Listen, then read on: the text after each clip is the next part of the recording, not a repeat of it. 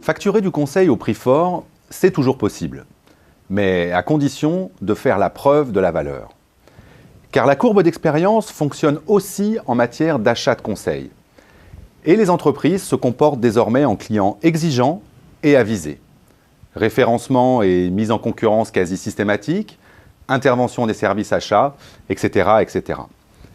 Des clients avisés, disais-je, qui connaissent de mieux en mieux le modèle économique et la logique de fonctionnement des cabinets. D'autant mieux que de plus en plus d'ex-consultants font désormais partie des comités de direction de grandes entreprises.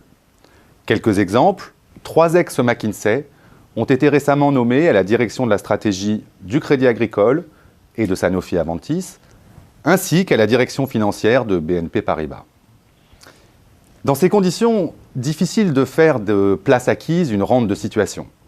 Quant aux rentes de réputation, elles sont de plus en plus difficiles à maintenir. Le client sait ce qu'il est légitime d'exiger à un prix donné.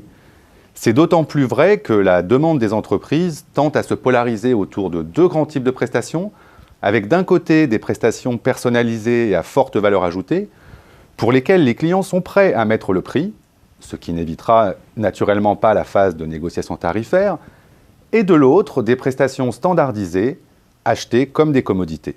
Le prix est alors la variable clé. Alors bien sûr, il y a encore de la place pour des prestations standardisées d'optimisation des coûts, des organisations et des process. Mais il faut bien voir que les entreprises ont déjà beaucoup investi dans ces domaines et que nombre d'entre elles ont tellement bien appris des consultants en la matière qu'elles ont aujourd'hui beaucoup moins besoin d'eux. En revanche, l'appel aux consultants reste indispensable pour des prestations à forte valeur ajoutée, véritablement personnalisées, en matière de stratégie de développement, d'innovation ou encore de gestion des problématiques RH. Autant de prestations sur mesure que l'on ne peut pas sortir d'une boîte à slides. Une forte capacité d'innovation et de créativité est désormais obligatoire pour facturer au prix fort. Voilà qui va imposer une remise en cause profonde de nombre de cabinets. Il va falloir se montrer capable d'apporter des prestations véritablement personnalisées, opérationnelles et plus génératrices de valeur que de croissance. Un virage sensible pour les cabinets qui avaient un peu perdu de vue cette composante de leur métier.